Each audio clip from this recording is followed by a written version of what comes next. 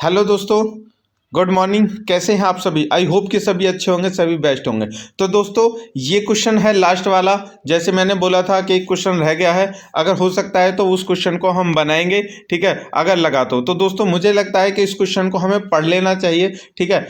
मैं ये नहीं कहूँगा कि 100% ये पेपर में आएगा ही, लेकिन शॉर्ट में तो ये क्वेश्चन आएगा जरूर, ठीक है। अभी हम दो को पढ़ने वाले हैं यहाँ पर, सेवनी और मैन को, उनके सिद्धांत को पढ़ने वाले हैं, दोनों में अंतर्भेद भी करने वाले हैं। तो इम्पोर्टेंट यहाँ पर ये हो जाता है कि ये क्वेश्चन अगर पेपर में आता है तो हमारे लिए बहुत लाभदायक है, लेकिन अगर नहीं भी आता है तो इसको पढ़ना हमारी नॉलेज के लिए बहुत ही आवश्यक बन जाता है, ठीक है। क्योंकि जैसे भी हम पढ़ेंगे तो आपको समझ में आ जाएगा कि हाँ, ये इसमें जो नॉलेज हमें दी गई है वो हमारे लिए बहुत जरूरी है। क्योंकि अभी तक जितना भी हमने पेपर में पढ़ा है, ठीक है, तो विधि के बारे में जो सिद्धांत बनाए गए हैं उनमें से किसी में भी ये इस तरह की जानकारी नहीं दी गई है जो दोनों के मत है। हमने केल्सन और ऑस्टिन को पढ़ा है, ठीक है, और भी कई लोगों को पढ़ लिया, लेकिन वो चीज़ें कुछ आधार यहाँ पर जो दिए गए हैं वो साफ साफ आपको नजर आएंगे, ठीक है। बहुत जरूरी हो जाता है व्यवहारिक दृष्टि से। तो चलिए स्टार्ट करते हैं हमारे क्वेश्चन। उससे पहले हमारे channel legal knowledge by MS को दोस्तों लाइक कर लीजिए, सब्सक्राइब कर लीजिए और कमेंट कर दीजिए। जो लोग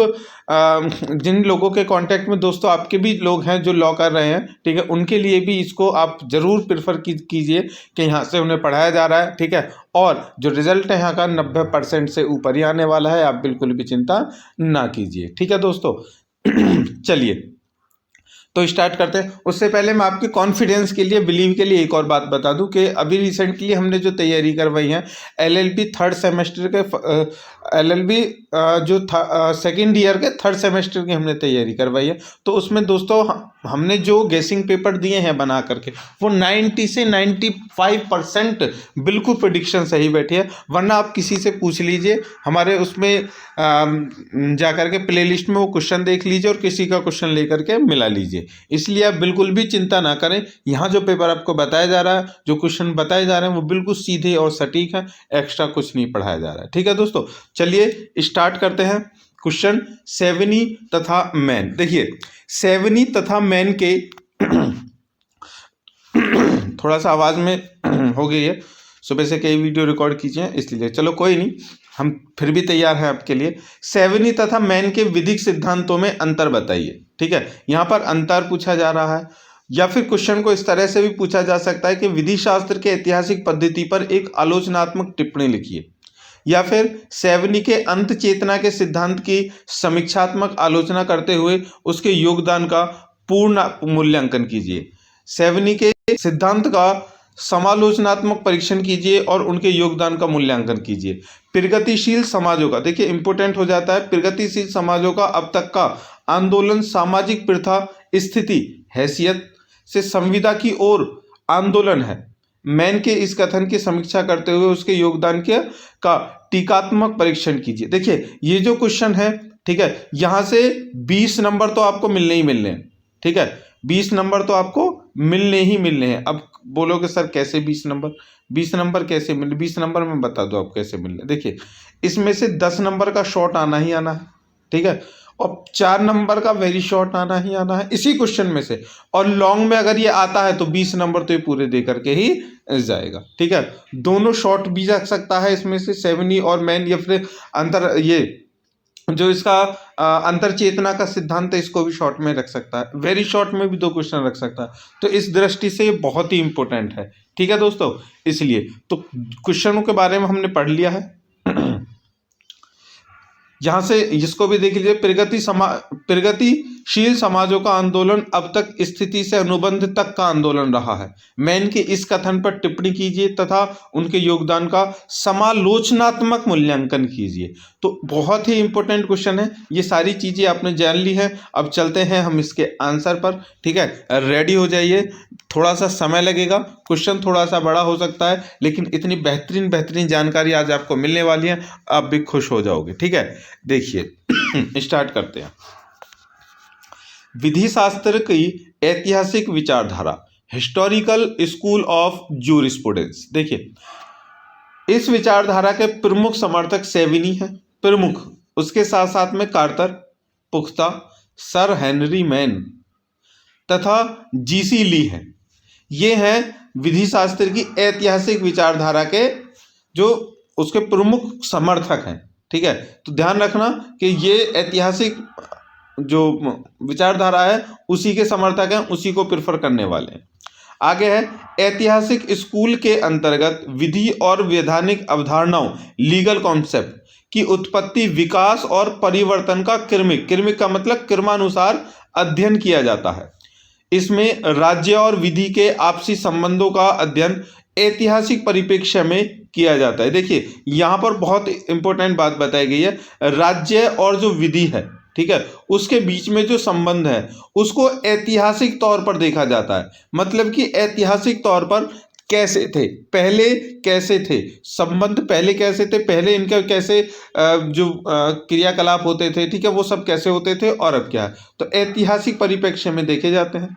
इस सिद्धांत के समर्थकों का मत है कि, देखो इस सिद्धांत के समर्थकों का मत है, बहुत इंपॉर्टेंट है, कि कानून पाया जाता है, बनाया नहीं जाता।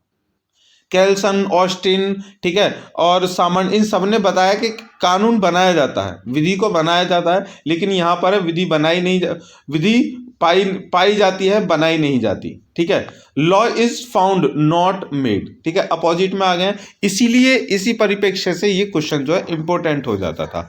ठीक है, क्योंकि अभी तक हमने जितने भी पढ़े हैं ना, उसके अपोजिट में जो विचारधारा थी वो एक ये जरूर होनी चाहिए थी। चलिए आगे देखते हैं। देखिए विधि परंपरा और प्रथा पर आधारित होती है। परंपरा और प्रथा मतलब समझते हैं रीति रिवाज, जो पुराने समय से चलते आ रहे हैं, ठीक है, वो रीति रिवाज।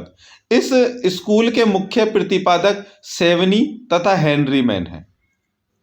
ठीक है दोस्तों, जिनके विधि के संबंध में अलग अलग मत हैं। देखिए दोनों के दोनों, ये दोनों हेनरी मैन और सेवनी ऐसे हैं जो ऐतिहासिक विचारधारा को प्रिफर करते हैं, परिप्रेक्ष्य को इंग्लिश में बोलते हैं प्रिफर करते हैं। लेकिन इनके विचार अब हम पढ़ेंगे ना तो उसमें हम इतना मजा आएगा, देखेंगे हम दोनों कैसे एक दूसरे से भिड़ रहे हैं, विचार कैसे एक दूसरे के अलग जा रहे हैं। एक ही जगह पर इन्होंने स्टडी की है, ठीक है, मतलब कि एक ही जो वे है इनका टारगेट, एक ही टारगेट को फिक्स किया, लेकिन फिर भी इनके विचार कैसे अलग अलग हैं। पहले सब में पहले देखते हैं सेविनी को। ठीक है दोस्तों, चलिए 1779 से लेकर के 1861 तक ये रहे। देखते हैं सेवनी। देखिए जर्मन विधि शास्त्री थे ये, कार्ल फ्रेडरिक सेवनी, पूरा नाम है इनका कार्ल फ्रेडरिक सेवनी। ऐतिहासिक विचारधारा के जन्मदाता माने जाते हैं। ऐतिहासिक हिस्टोरिकल स्कूल, ठीक है, हिस्टोरिकल स्कूल, ऐतिहासिक अध्ययन में उनकी विशेष रुचि थी। अपनी इस रुचि के कारण वे रोमन विधि के श्रेष्ठतम विद्वानों में गिने जाते हैं। ठीक है, ये गिने जाते हैं। सन 1803 में उनकी दास रॉबर्ट्स विलेज नामक पुस्तक प्रकाशित हुई, जो तत्कालीन रोमन विधि पर सर्वोत्तम पुस्तक थी। मतलब कि उन्होंने 1803 में एक दास रॉबर्ट्स विलेज नाम की पुस्तक लिखी थी, तकरीबन आज से 225 साल पहले, ठीक है, 220 साल पहले एक पुस्तक लिखी थी। और वो उस समय की, तत्कालीन का मतलब उस समय की रोमन विधि जो थी, जो रोमन कानून विधि थी, उस पर सबसे बेस्ट पुस्तक थी। सन 1842 में वे इतने प्रसिद्ध हो गए कि उनकी प्रतिष्ठा के कारण उन्हें प्रशिया के वाइस चांसलर के पद पर नियुक्त कर दिया गया। ठीक है, तो ये तो था उनका क्या, जो जीवन में उनका जो सक्सेसफुल रहा था, जो उन्होंने किया था वो। अब आगे देखते हैं कि सिद्धांत के बारे में क्या था। सेवनी का अंत चेतना का सिद्धांत, थ्योरी ऑफ वाइजिस्ट। सेवनी का कहना है कि कानून अमूर्त सिद्धांतों और नियमों का केवल संग्रह मात्र नहीं है। मतलब कि कानून जो है वो अमूर्त सिद्धांतों, अमूर्त का मतलब देखो, अमूर्त का मतलब ये एक इमेजिनरी चीजें होती हैं। ठीक है, कि भाई अगर कोई ऐसा करेगा तो उसके ऊपर ऐसा सिद्धांत बनना चाहिए, कोई ऐसे होगा तो उसके ऊपर ऐसा, कोई ऐसा मर्डर कर देगा तो उसको ऐसे सजा दी जाएगी। ठीक है, तो इसलिए ये अमूर्त सिद्धांत होते हैं, क्योंकि उसमें ये नहीं है कि वो मर्डर करेगा तो उसके लिए वो सजा है, किसी का नाम नहीं लिया जाता, तो अमूर्त होते हैं। ठीक है, तो नियमों का केवल संग्रह मात्र नहीं है, बल्कि वास्तव में वह किसी विशिष्ट मानव समुदाय या देश विदेश के लोगों की आंतरिक आवश्यकता और उसकी सामान्य भावना को प्रकट करता है। देखिए, ये केवल अमूर्त तो नहीं है, ठीक है, कारगर है, लेकिन ये किसी देश विदेश के लोगों की आंतरिक आवश्यकता, जो जरूरत होती है मेन, ठीक है, मेन पर्पस, जो जरूरत होती है, ठीक है, आवश्यकता होती है, उसकी भावना को प्रकट करता है।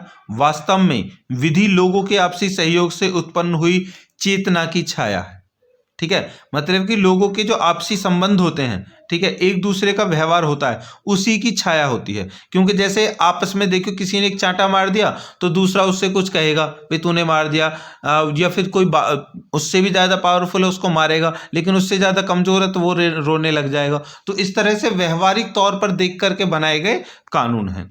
जब हम इतिहास पर दृष्टि डालते हैं, मेन पॉइंट पर हम चल रहे हैं दोस्तों, जब हम इतिहास पर दृष्टि डालते हैं तो हमें ज्ञात होता है कि कानून आरंभ से ही, मतलब कि शुरुआत से ही मानवीय स्वभाव और आचरण का एक अभिन्न अंग बन गया था। सेवनी के मतानुसार विधि अपना एक स्वरूप रखती है। प्राचीन काल में लोगों की भाषा, चाल ढाल, रीति रिवाज तथा संविधान के अनुरूप ही विधि का कोई ना कोई रूप अवश्य रहा है। इनका कहने का मतलब है, वैसे तो जो विधि है वो लोगों के आपसी रहन सहन से और व्यवहार में पनपी हुई चीज़ों को देख देख कर ही बनाई गई, लेकिन फिर भी इसका प्राचीन काल में कोई ना कोई तो अस्तित्व जरूर रहा होगा। कोई रीति रिवाज, कोई संविधान अनुरूप, कोई विधि, कोई नियम, ठीक है, कुछ ना कुछ तो रहा होगा। उनका मत है कि अंत चेतना के प्रतिरूप के स्वरूप में ही, अंत चेतना का मतलब अपने अंदर की आवाज़, ध्यान रखना, अंदर की आवाज के स्वरूप में ही विधि हमारे सामने आती है। किसी भी राष्ट्र को एक सूत्र में बांधने वाले सूत्र वहाँ के भौगोलिक, सांस्कृतिक तथा ऐतिहासिक तत्व भी होते हैं। देखिए, ये बिल्कुल सही है कि कहीं के, मतलब किसी भी राष्ट्र के हों, ठीक है, किसी भी राष्ट्र के छोड़ो, किसी भी राज्य के लोग हों, ठीक, किसी गांव के लोग हों, वहाँ की जो उनके लोगों का जो व्यवहार होगा, एक दूसरे से बंधे रहेंगे, ठीक है, तो वहाँ के सांस्कृतिक कार्यक्रम होंगे, भौगोलिक चीज़ें होंगी, या फिर ऐतिहासिक तत्व होंगे जिनके कारण वो बंधे रहेंगे, ठीक है। बंधे रहने का मतलब, देखिए मैं आपको एक एग्जांपल और देता हूँ। जैसे कि कुआं पूजन होता है, तो कुआं पूजन में क्या होता है कि सारे के सारे लोग वहां पर आकर के मिलते हैं, ठीक है, और कुआं पूजन होता है। एक नॉर्मल सा प्रोग्राम में एग्जांपल के लिए बता रहा हूँ। तो अब क्या है, सारे के सारे लोग आकर के मिले ना, तो उसी को तो कहते हैं बंधन, ठीक है, कि चलो इस बहाने से सबकी मुलाकात हो जाती है। तो ये सभी ऐतिहासिक तत्व हो सकते हैं। ये तो मैंने सांस्कृतिक तौर पर बता दिया, इसी तरह से एग्जाम्पल इनके भी आप ले सकते हैं, ठीक है दोस्तों। चलिए आगे चलते हैं कि जन भावना में ही विधि के सिद्धांत देखे जा सकते हैं। बिल्कुल देखे जा सकते हैं। विधि का विकास भी उन तत्वों पर आधारित रहता है। विधि हमेशा गतिशील रहती है। देखिए, विधि जो है हमेशा गतिशील रहती है, कभी भी स्थिर नहीं होती, ठीक है, इस बात का ध्यान रखना। उसमें कभी स्थायित्व नहीं रहता। सेवनी के मतानुसार किसी राष्ट्र के विकास के साथ साथ वहाँ की विधि भी विकसित होती है। जब राष्ट्र में चेतना उत्पन्न होती है तो वह विधि भी प्रभावकारी हो जाती है। परंतु तब राष्ट्र अपनी राष्ट्रीयता खो देता है तो विधि का विनाश हो जाता है। राष्ट्र से उनका तात्पर्य व्यक्तियों के ऐसे संप्रदाय से है जो सामाजिक, ऐतिहासिक और भौगोलिक आधारों पर एक दूसरे से बंधे होते हैं। देखिए दोस्तों, उन्होंने बहुत बड़ी बात कही है कि किसी भी राष्ट्र को अगर ख़त्म करना है तो वहाँ की जो विधि है उसमें कुछ ना कुछ गड़बड़ कर दो, ठीक है।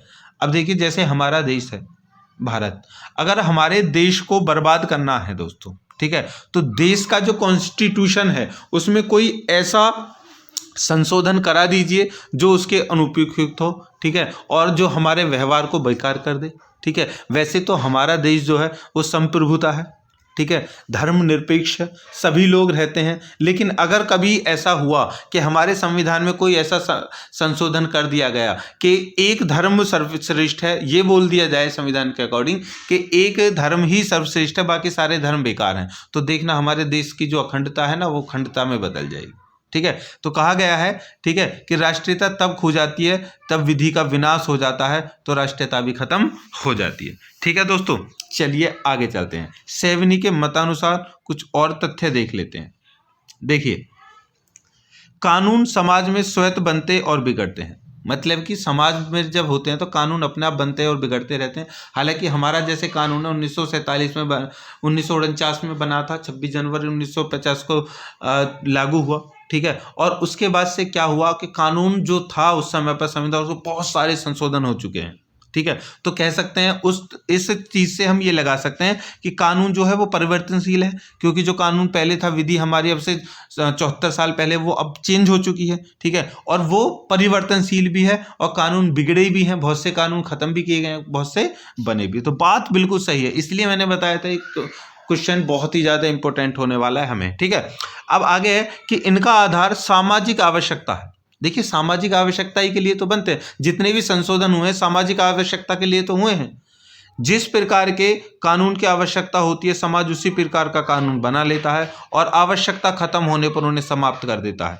उदाहरण के लिए, समाज ने ही सती प्रथा, बाल विवाह, विधवा विवाह, दहेज प्रथा आदि अपनी आवश्यकता के अनुरूप बनाई और खत्म की है। सैवनी का मत है कि यदि कानून के इस स्वाभाविक विकास में किसी प्रकार की बाधा उत्पन्न की जाती है तो देश में कलह और अशांति पैदा हो जाती है, ठीक है।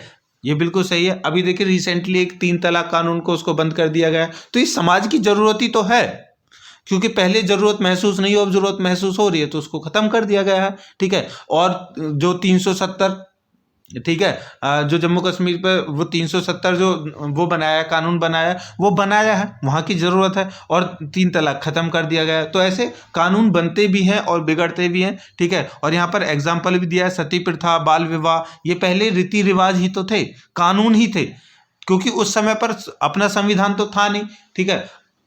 ब्रिटिश संविधान चलता था, और ब्रिटिश संविधान भारत के जो रीति रिवाज और नियम, उनको कोई भी बात नहीं बोलता था, ना ही कुछ कहता था, ठीक है। और मैंने अभी बताया भी था आपको कि पुराने समय में ये जो रीति रिवाज हैं, अगर इनकी वजह से अगर किसी सामाजिक व्यक्ति का, किसी का अगर जो अहित हो रहा है, तो ब्रिटिश काल के जो न्यायालय थे, न्यायाधीश थे, वो उनकी बात को नहीं सुनते, तो वो उनको भगा देते थे, कहकर चलो तुम्हारे समाज की बात है, हमें इससे कोई लेना देना नहीं, ठीक है दोस्तों। लेकिन अब सब कुछ चेंज हो चुका है।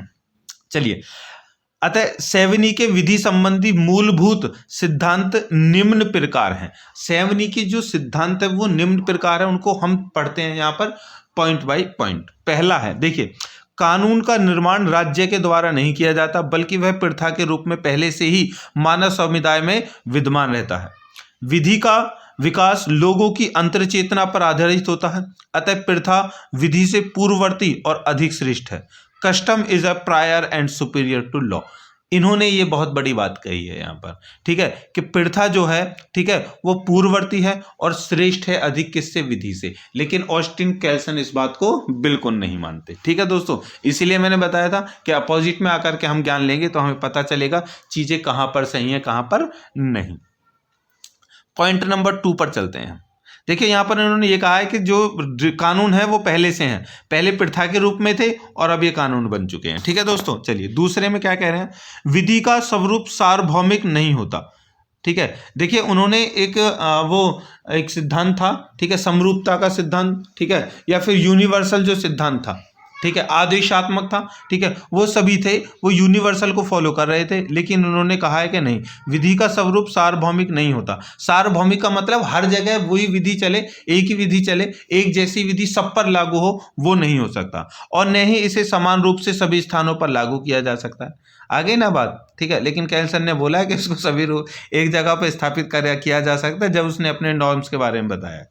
चलिए, एक देश की भाषा या विधि दूसरे देश में लागू नहीं की जा सकती, क्योंकि किसी देश विदेश की विधि वहां के जन समुदाय की अंतर चेतना, ठीक है, वक्सगिष्ट होती है, जो समय और परिस्थितियों के अनुसार बदलती है, ठीक है। ये बिल्कुल सही बात की। लेकिन जब आप दोस्तों इंटरनेशनल लॉ को पढ़ोगे ना, इंटरनेशनल लॉ तो यूनिवर्सल, ठीक है, जो ये है यूनिवर्सल सार्वभौमिकता है, इसी पर टिका हुआ है, क्योंकि वहाँ पे जो रूल बनते हैं वो सब पे चलते हैं। तो अब हम क्या डायरेक्टली ये कह सकते हैं कि इनकी आलोचना अभी से हम कर सकते हैं, ठीक है, वो अलग बात है, ठीक है। लेकिन हम नहीं कर रहे हैं, हम तो पढ़ेंगे अभी क्या क्या है, हम इतने बड़े ज्ञानी नहीं हुए हैं, ठीक है। चलिए आगे देखते हैं। तीसरा पॉइंट है, कानून के संबंध में जनता की धारणाओं का प्रतिनिधित्व वकील वर्ग द्वारा किया जाता है, अतः इनके द्वारा व्यक्त की गई विधिक भावनाओं को विधायनों द्वारा मान्यता प्रदान की जाती है। देखिए इन्होंने क्या कहा है कि जब कानून के संबंध में कोई भी है, जनता की जो बातें हैं वो न्यायालय या न्यायाधीश के पास में वकीलों द्वारा जाती हैं, और जो वकीलों की बातें सिद्ध हो जाती हैं भैया, जो भावना है उन्हीं को फिर विधायिनी की मान्यता मिल जाती है।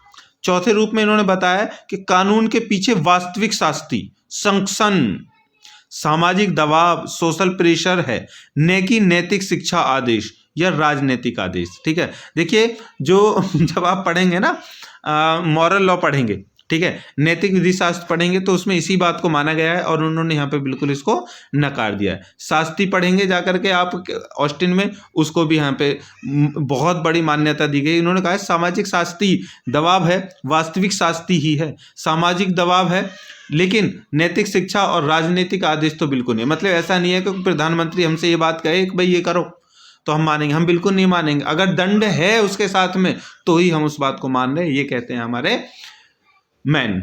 आगे है कि पांचवा है कानून के निर्माण में उसके ऐतिहासिक विकास पर महत्व दिया जाता है, अर्थात किसी विषय पर कानून बनाते समय यह ध्यान रखना चाहिए कि यह रखना चाहिए कि संबंधित विषय पर भूतकाल में कैसा कानून रहा है। देखिए कोई भी अगर कानून बनाया जा रहा है तो उसके पहले ये भी देखना चाहिए मैन के अनुसार कि भैया पहले इस पर क्या बातें थी, क्या विचार थे, क्या नहीं थे, तभी कुछ हो सकता है, वरना इसको क्या किया जा सकता है, खारिज किया जा सकता है। ठीक है दोस्तों, अब है आगे छठा पॉइंट। ठीक है, हम देखते हैं छठा पॉइंट। इसमें है कि विधि में स्थायित्व नहीं होता, मतलब कि वो एक जगह पर कभी भी रुकी हुई नहीं हो सकती, वह जनभावना के अनुरूप बदलती रहती है, होती रहती है, बढ़ती रहती है तथा उस राष्ट्र के विघटन के साथ साथ समाप्त भी हो जाती है। देखिए जैसे अभी ये अफगानिस्तान है भैया, वहाँ पर अब तालिबानों का कब्जा हो चुका है तो वहाँ की विधि तो समाप्त हो गई। ठीक है, तो वो भी एक एग्जाम्पल हम इसमें लगा सकते हैं। सेवनी के मतानुसार किसी राष्ट्र की विधि उस राष्ट्र के विकास के साथ विकसित होती है और खत्म भी हो जाती है। ठीक है दोस्तों, चलिए अब नेक्स्ट देखते हैं कि सेवनी के अंतर चेतना के सिद्धांत की आलोचना। अब ये जो चीजें हैं ना, अब इसकी आलोचना देखते हैं। अब कुछ विचार तो हमने रख दिए थे लेकिन हमने अपने अकॉर्डिंग नहीं रखे थे, मैंने बताए थे ऑस्टिन के और केल्सन के अकॉर्डिंग। ठीक है, लेकिन चलिए यहाँ पे देखते हैं। देखिए यद्यपि सेवनी के अंतर चेतना सिद्धांत में सत्यता का काफी अंश है तो भी इसका संपूर्ण तर्क भावुकता पर आधारित है। ठीक है, इन्होंने इसको भाव से जोड़ा है, क्योंकि कुछ कानून मानव समुदाय के आपसी सहयोग और सामान्य चेतना के बजाय आपसी संघर्ष से उत्पन्न होते हैं, जैसे ट्रेड यूनियन और फैक्ट्रियों के नियम। देखो बिल्कुल सही बात कही गई है। ठीक है, यहाँ पर क्योंकि कुछ नियम ऐसे भी होते हैं जो संघर्ष से बनते हैं। ठीक है, जैसे कि संघर्ष से अभी जैसे SC/ST एक्ट है, ठीक है, आपने सुना होगा, बहुत ज़्यादा फेमस है। तो वो सामाजिक व्यवहार के ऊपर पॉजिटिविटी में नहीं बना है, वो नेगेटिविटी में बना है। ठीक है, SC/ST एक्ट है वो नेगेटिविटी में बना है और वो संघर्ष करने के बाद में मिला है उनको। ठीक है, आगे है कि कुछ कानूनों का निर्माण शासक वर्ग अपनी सुविधा के लिए करता है, अतः वे जन समुदाय की भावनाओं को प्रकट नहीं करते, जैसे दास्ता की विधि। बिल्कुल सही बात है। ठीक है, देखिए जो बड़े बड़े नेता लोग ये सब होते हैं, ये भैया अपने लिए भी कुछ नियम बनाते हैं। ठीक है, जो औरों के ऊपर फॉलो नहीं हो सकते। जैसे कि आपने देखा होगा, भी सुना होगा तुमने कि संसद में जितने भी ये विधायक लोग बैठते हैं, ठीक है, विधायक लोग जो बैठते हैं, ठीक है, तो वहाँ की इनकी जो फैसिलिटी आप देख रहे हो, एक जो मजदूर है ना उससे भी अधिक जो मजदूर है ना वो खाना खाता है 20 रुपए के 4 रोटियां और थोड़े सा सब्जी लेकर के 20 रुपए पर अपना पेट भरता है। लेकिन वहाँ पर जाकर के देखोगे ना तो 2 और 3 रुपए में इनका पूरी थाली का भोजन आता है। तो वो रूल जो नियम बनाए गए हैं वो इन्होंने अपने लिए बना रखे हैं भाई। ठीक है, नहीं तो अपनी किसके लिए बना रखे हैं, अपनी सलीके के लिए बना रखे हैं इन्होंने। ठीक है, आप देखना, तो अपने सलीके के लिए बना रखे हैं। तो वो हालांकि वो देखिए समानता के हक जो समानता है उसको तो वो खत्म कर रहे हैं ना। चलिए आगे है, लेकिन ये बहुत बड़ी बात है, हम बातों में तो तुम्हें एग्जांपल दे रहा हूं दोस्तों। ठीक है चलिए आगे। अनेक विधियों का निर्माण अंत चेतना का अदृश्य अभिव्यक्ति पर आधारित न होकर मानव समुदाय के परस्पर संघर्षों के कारण आवश्यक हो जाता है, जो सेवनी के सिद्धांत के अनुकूल नहीं है। उदाहरणार्थ फैक्ट्रियां संबंधी वर्तमान श्रमिक विधियों का निर्माण जन समुदाय में संघर्ष की स्थिति को टालने के लिए किया जाता है। ठीक है, बिल्कुल सही बात है। मूवियों में भी देखते हैं भैया, उस कंपनी ने के लोगों ने हड़ताल कर दी, और ओरिजिनल में भी होता है दोस्तों। ठीक है, कंपनियों के लोगों ने हड़ताल कर दी कि भाई हमारा जो हर साल है ना, वो हमारा जो सैलरी है, ठीक है, वो 10% 20% बढ़ाई जाए। वो बताते हैं हमारा तो नियम है 7% बढ़ाने का। ये कहते हैं महंगाई बहुत ज़्यादा बढ़ रही है, ज़्यादा दर से बढ़ रही है, हमारी इनकम कम बढ़ रही है। ठीक है, तो ऐसा नहीं चलेगा। तो इस तरह भी कुछ संघर्ष करके भी नियम बनाए जाते हैं। चलिए आगे देखते हैं, चौथा पॉइंट देखते हैं। चौथा पॉइंट है कि सेवनी के कथन में विरोधाभास दिखाई देता है, क्योंकि एक ओर तो वे सामान्य चेतना की बात करते हैं और दूसरी ओर वो अपने देश जर्मनी में रोमन लॉ को लागू करने की वकालत करते हैं। ठीक है, तो इसमें क्या है, इसमें कभी कभी वो जो अपना खुद का जो सिद्धांत है ना, उससे कभी वो पलट गए हैं। पांचवा है, कभी कभी कानून के जन्म और विकास में व्यक्तिगत योगदान बड़ा ही सराहनीय काम करता है, भले ही वह विदेशी नागरिक हो, ठीक है, या फिर देशी नागरिक हो। उदाहरण के लिए न्यायाधीश कॉक तथा लिटिलेटन ने कानून के विकास में महान योगदान दिया है। इन्होंने कानून बनाए हैं, बहुत अच्छे अच्छे बनाए हैं, गूगल पे जाकर के फाइंड करना आपको मिल जाएंगे। आगे है, प्रोफेसर एलन के अनुसार रोम का कानून यूरोप के देशों में हजारों सालों तक बड़ी सफलता से लागू रहा है। अतः यह कैसे कहा जा सकता है कि वह कानून यूरोपीय जनता की इच्छा को प्रकट करता था। देखिए बहुत अच्छी ये बात कही है। ठीक है, देखिए यूरोप का जो था वो कानून बहुत ही मजबूत था और वो हजारों सालों तक चलता रहा और उसमें सफलता भी रही। ठीक है, लेकिन वो जनता के अनुकूल, मतलब जनता ने नहीं बनाया था, वो न ही जनता के हित को लेकर था, लेकिन उनको लेकर था और वो सफल भी रहा था। ठीक है, या फिर ये कह सकते हैं वहां के लोग उसको मानने के लिए आदी हो गए, कैसे भी कह सकते हैं। ठीक है, लेकिन ये कर रहा है आलोचनाएं। अब देखते हैं आगे सेवनी का योगदान क्या है। देखिए कॉन्ट्रीब्यूशन ऑफ सेवनी, उक्त आलोचनाओं के होते हुए भी इस सच्चाई से इनकार नहीं किया जा सकता कि सेवनी के सिद्धांत के फलस्वरूप नंबर 1 कानूनी इतिहास के अध्ययन को प्रोत्साहन मिला, बिल्कुल मिला। उचित बातों के प्रति लोगों की भावनाओं को विधि निर्माण करने का आधार बनाया जाने लगा, बिल्कुल सही बता, लोक जन की आवाज को ही आधार बनाया जाने लगा, किसके लिए, कानून के लिए। तीसरा है, जिस प्रकार फासिस्टवाद ने डिग्वीट से सामाजिक एकता सोशल सॉलिडरिटी के सिद्धांत को ग्रहण किया, उसी प्रकार राष्ट्रीय समाजवाद ने ऐतिहासिक विचारधारा से अंतर चेतना को ग्रहण किया, किंतु साथ ही उसकी विधान संबंधी आलोचना को अस्वीकार करके विधान लेजिस्लेशन को विधि निर्माण का सर्वोत्तम साधन माना गया। ठीक है, जो फासिस्टवाद है, ठीक है, वो भी इसी तरह का एक सिद्धांत था। ठीक है, लेकिन उसको इससे आगे निकाल दिया गया। तो इस बारे में बोला जा रहा है कि वो बिल्कुल इसी के कारण था। ठीक है, तो ये भी बहुत ज्यादा सराहनीय वर्क है। अतः संक्षेप में हम कह सकते हैं कि ह्यागो और पुख्ता आदि विद्वानों द्वारा जो शुद्ध ऐतिहासिक पद्धति चलाई गई, उसके कानून के कार्यों और उसके विकास को समझने में इससे बहुत बड़ी सहायता मिलती है। ठीक है दोस्तों, मतलब कि जो पुख्ता और ह्यागो द्वारा जो ऐतिहासिक पद्धति चलाई गई थी, उसको भी समझने में इससे बहुत बड़ी योगदान हमें मिलता है। चलिए आगे चलते हैं। अब सर हेनरी मैन, देखिए इंग्लैंड की ऐतिहासिक विचारधारा के सेवनी के बाद में हम इसको पढ़ते हैं। इंग्लैंड के ऐतिहासिक विचारधारा के विकास के संबंध में सर हेनरी मैन अपने विशद ज्ञान के कारण अमर हैं। देखिए बहुत बड़े विधिवेत्ता थे वो। उन्होंने रोमन विधि और उसके विकास के इतिहास का संपूर्ण अध्ययन किया। उन्होंने अंग्रेजी और हिंदू विधि का भी अच्छा ज्ञान प्राप्त कर लिया था और ज्ञान था भी।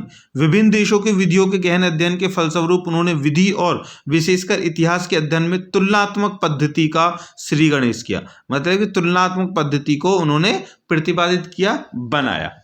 अब देखिए हमने अभी पहले पढ़ी है ऐतिहासिक पद्धति और तुलनात्मक पद्धति, उससे रिलेटेड है।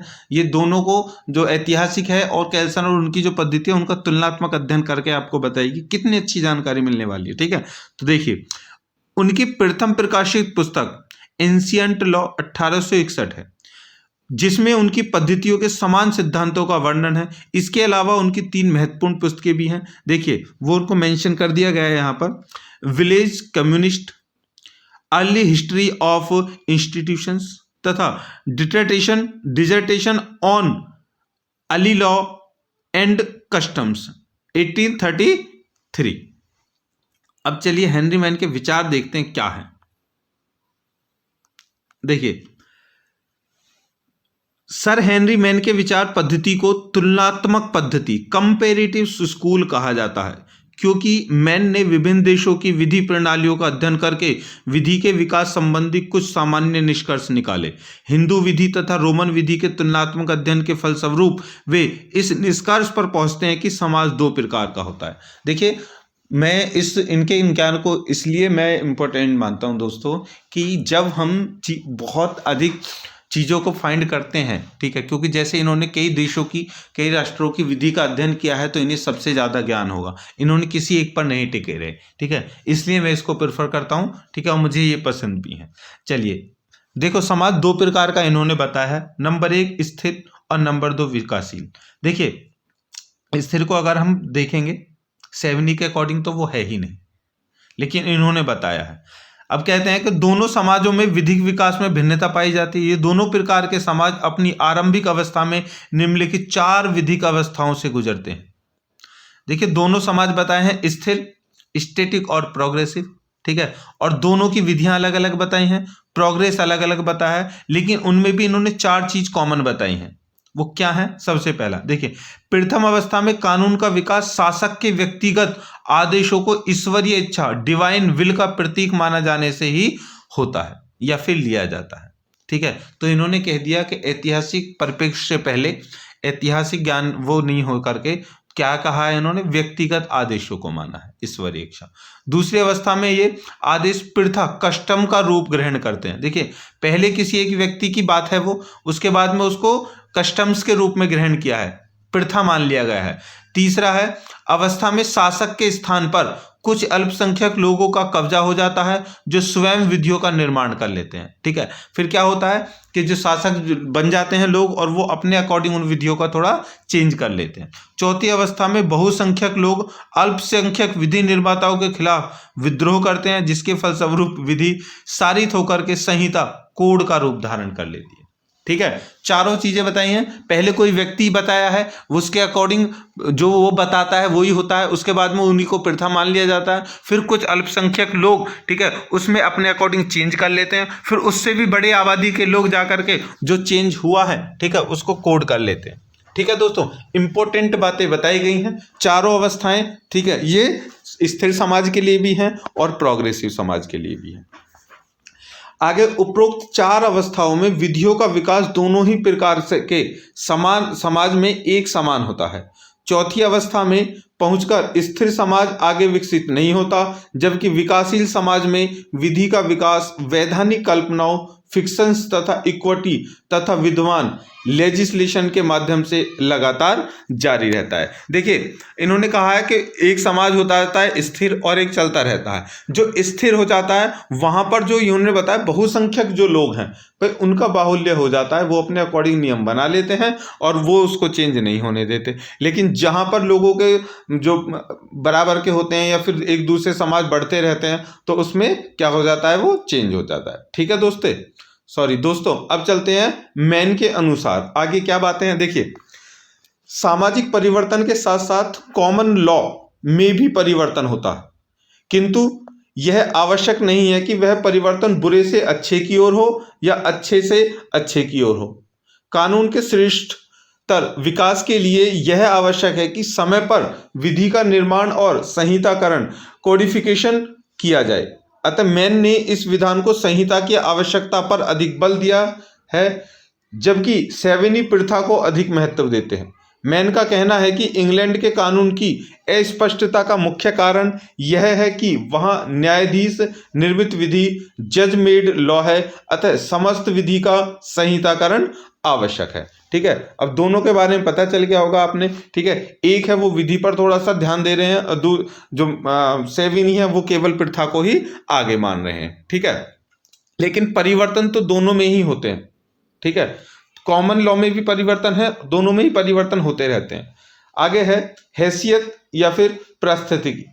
से संविदा की ओर सिद्धांत, मतलब स्टेटस टू कंट्रोल थ्योरी, कौन अपनी थ्योरी पर कंट्रोल कर पाया है। ठीक है, इस सिद्धांत को स्पष्ट करते हुए मैन का कहना है कि आरंभिक मतलब शुरुआती समाज में भले ही वे स्थिर समाज हों, मतलब कि रुक जाएं, या प्रगतिशील समाज हों, व्यक्तियों की वैधानिक स्थितियों का निर्धारण प्रास्थिति से किया जाता है। मतलब कि जो उनकी व्यक्तियों की जो वैधानिक स्थिति है ना, ठीक है, उनका वो किया जाएगा कि उनकी स्थिति क्या है, वो बदल रहे हैं या नहीं। देखिए, विधि जब बदलेगी जब समाज बदलेगा। अगर समाज एक ही जगह पर रहेगा, अपने एक ही नियमों को मानता रहेगा, जैसे अभी हमारे उसमें है, ठीक है। देखिए, अब मैं अपने थोड़ा हटकर पॉइंट बता देता हूँ।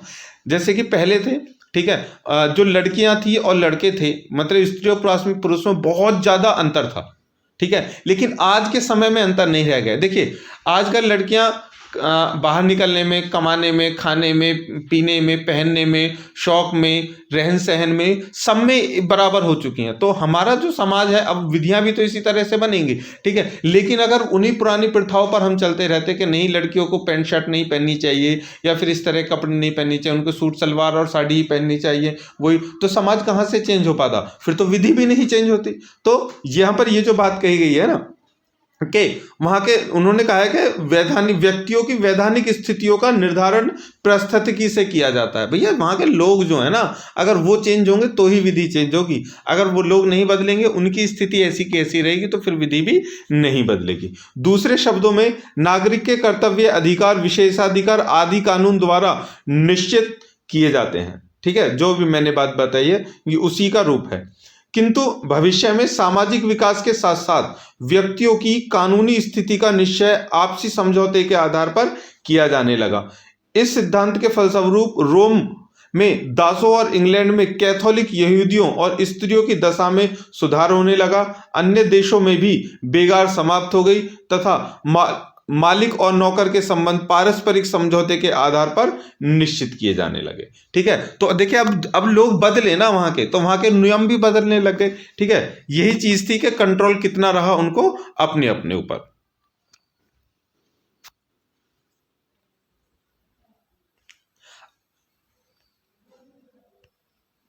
आगे है, उक्त सिद्धांत के आलोचकों का कहना है कि वर्तमान समय में मैन का उक्त सिद्धांत उचित नहीं बैठता, क्योंकि आज का समाज प्रास्ताविकी से संविदा की ओर बढ़ने की बजाय संविदा से हैसियत की ओर बढ़ रहा है।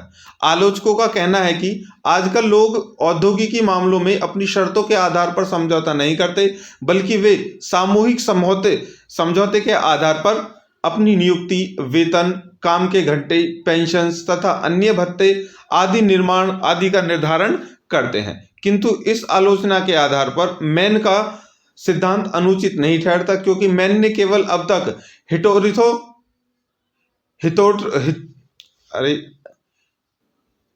हिथेरोटो के समाज की गति के बारे में बताया है, न कि भविष्य के बारे में। ठीक है, देखो उन्होंने क्या कहा है, उनकी ये कुछ हद तक लोग मान सकते हैं। ठीक है, क्योंकि ये किस में माना जा रहा है, जैसे कि कोई कंपनी है। अब भाई कंपनी में उसमें नियम है, ठीक है, संविधान में नियम है कि कोई भी मजदूर किसी उसमें जाकर 8 घंटे से ज्यादा काम नहीं करेगा।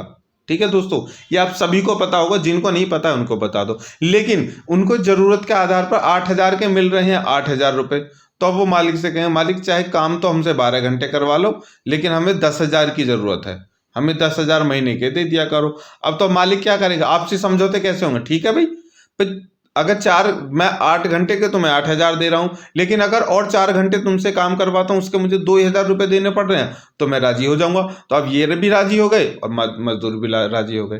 तो इसमें कहा है, इसमें विधि का क्या है, जो विधि की प्रगति नहीं हो पा रही है। ठीक है, लेकिन लोग चेंज हो रहे हैं, विधि वहीं की वहीं है। इस कंडीशन में इन्होंने इसके जो मत है उसको थोड़ा झुटला दिया है। ठीक है दोस्तों, समझ में आ गया। चलिए देखिए, मैन के अनुसार परिस्थितिकी स्टेटस का अर्थ पारिवारिक बंधनों द्वारा स्थापित किसी व्यक्ति की निश्चित सामाजिक अवस्था से होता है।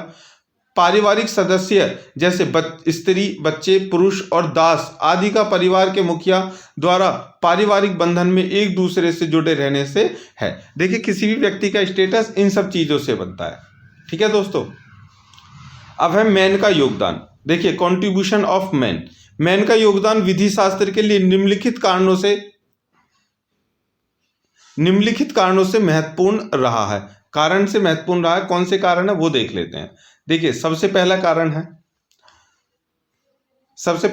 है अब तक के महाद्वीपीय ऐतिहासिक विधि शास्त्रियों ने केवल रोमन विधि को ही अपने अध्ययन का केंद्र बनाया था, जबकि सर हेनरी मैन ने संसार में विभिन्न देशों की विधियों का तुलनात्मक अध्ययन किया। उन्होंने आंग्ल हिंदू, मुस्लिम विधि आदि विधि शास्त्रियों का अध्ययन करके यह निष्कर्ष निकाला कि एक सीमा तक पूर्व और पश्चिमी देशों दोनों में विधि का समान रूप से ही विकास हुआ था। ठीक है, तो इन्होंने ही मतलब यही ऐसे व्यक्ति हैं जिन्होंने सभी देशों के, ठीक है, सभी देशों का जो विधि है उसको अध्ययन करके ये निष्कर्ष निकाला है। बाकी तो मोस्टली जो भी है, ठीक है, उन्होंने रोमन विधि को ही अपना अध्ययन का स्रोत बनाया है, केंद्र बनाया है। तो ये इनकी सबसे बड़ी सफलता थी। दूसरा है सेवनी के विधायन लेजिस्लेशन को विधि के प्रभावी स्रोत के रूप में मान्यता प्रदान की, तथा साथ ही उसने जर्मनी की विचारधारा को अधिक महत्व न देने पर भी जोर दिया। मैन संहिताकरण कोडिफिकेशन के पक्ष में थे। इसका कहना है यह है कि वे भारत में लॉ कमीशन के भी सदस्य थे। ठीक है दोस्तों, आगे है मैन विचार में अंतरराष्ट्रीय व्यक्ति के विचार थे। उनके जो विचार थे वो अंतरराष्ट्रीय लेवल के थे। भाई जब सारे इतने देशों का विधि का उन्होंने अध्ययन किया है तो विचार तो उनके बड़े बनेंगे ही ना।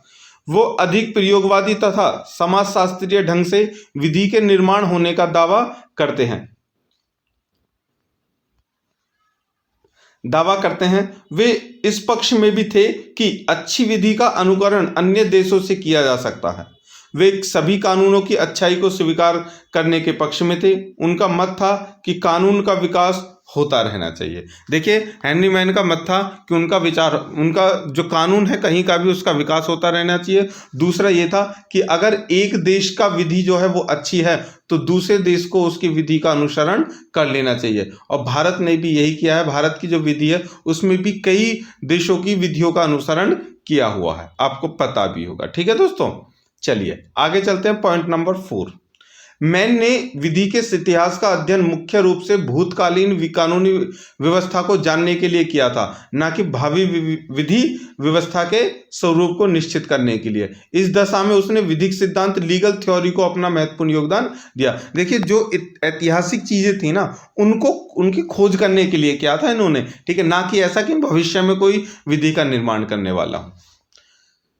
अब 5 है जीसी ली के मतानुसार ऐतिहासिक विधि शास्त्र ऐसी प्रथाओं को खोजना है। ऐतिहासिक विधि शास्त्र के बारे में बातें चल रही हैं, ठीक है। ऐतिहासिक विधि शास्त्र ऐसी प्रथाओं को खोजता है और उनका विकास करता है जो समुदायों में प्रचलित रहती हैं। यह विधि के उन भिन्न भिन्न रूपों और अवस्थाओं का वर्णन करता है जिनको विधि प्राप्त कर चुकी है। संक्षेप में मैन का तुलनात्मक ऐतिहासिक सिद्धांत हमें सामाजिक दृष्टि से विधि के विकास की ओर बढ़ने की प्रेरणा देगा। मैटलैंड, विनोग्रेडॉफ और ब्राइस ऐसे विधि शास्त्री मैन से प्रभावित हुए हैं और उन्होंने इसके ऐतिहासिक और तुलनात्मक पद्धति के विधि के अध्ययन भी को अपना भी आधार बनाया है। ठीक है दोस्तों, चलिए आगे है आलोचना। अब मैन की आलोचना देखते हैं। सेवनी की आलोचना तो हमने कर दी थी, मैन की आलोचना देखते हैं। देखिए ऐतिहासिक सिद्धांत का सबसे बड़ा दोष यह है उसने प्रथा को विधि से अधिक श्रेष्ठ मान लिया है। ये बात तो सही है भाई, देखो विधि से श्रेष्ठ तो कुछ नहीं हो सकता। प्रथाएं हैं, ठीक है, वो अगर समय चेंज हुआ तो वो चेंज हो जाते हैं, लेकिन कानून इतनी जल्दी चेंज नहीं होते, ये आप लोगों को भी पता होगा।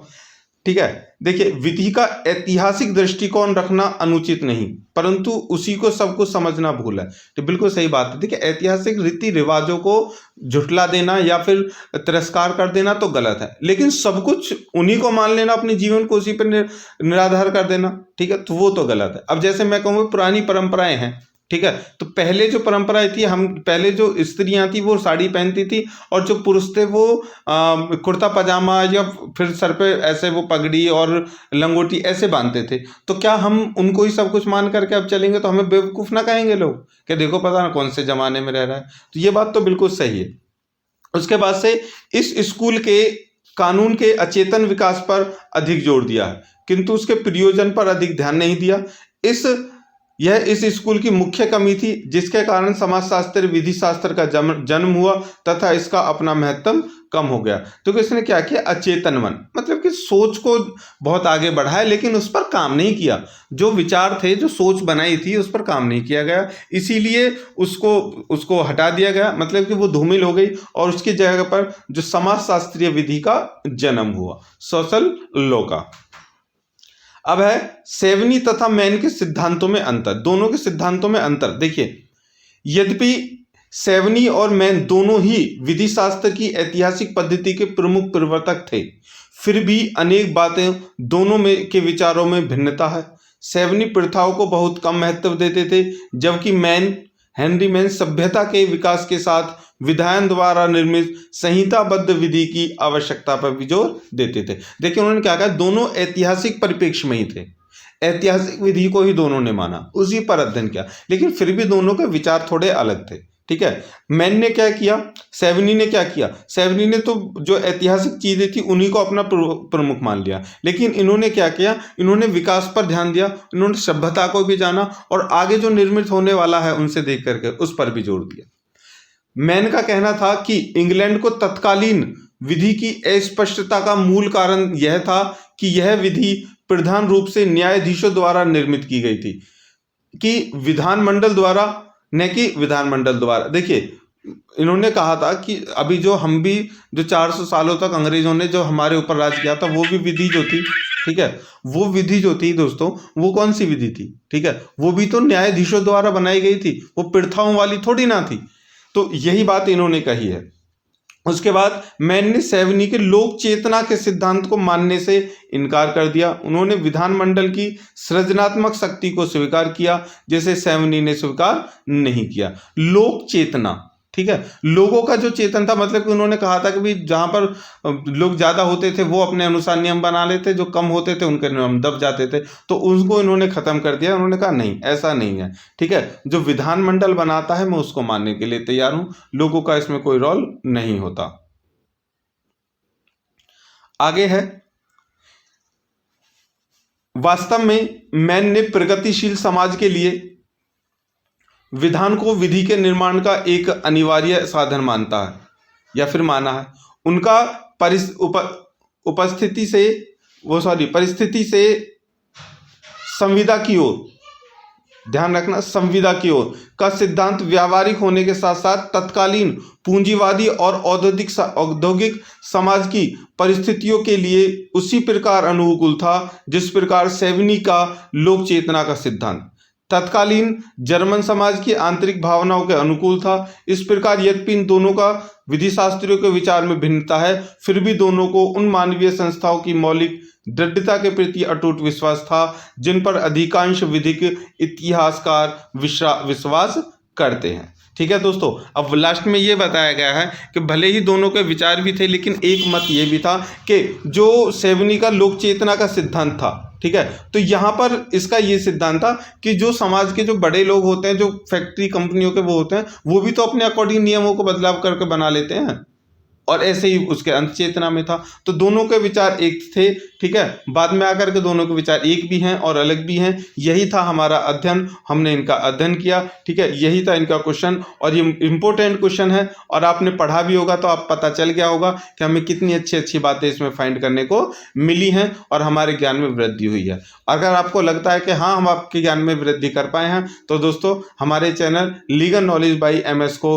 सब्सक्राइब कर दीजिए, शेयर कर दीजिए और लाइक कर दीजिए। प्लीज़ हमें सपोर्ट कर दीजिए ताकि हमारा जो मनोबल है वो बरकरार रहे और बढ़ता रहे, कि हमें आप जो हमारे छोटे भाई बहन, ठीक है, दोस्त हैं, जो बड़े भाई हैं, सब हमें सपोर्ट कर रहे हैं। ठीक है, तो मिलते हैं नेक्स्ट वीडियो के साथ में, नेक्स्ट पेपर के लेकर। तब तक के लिए बाय बाय, टाटा।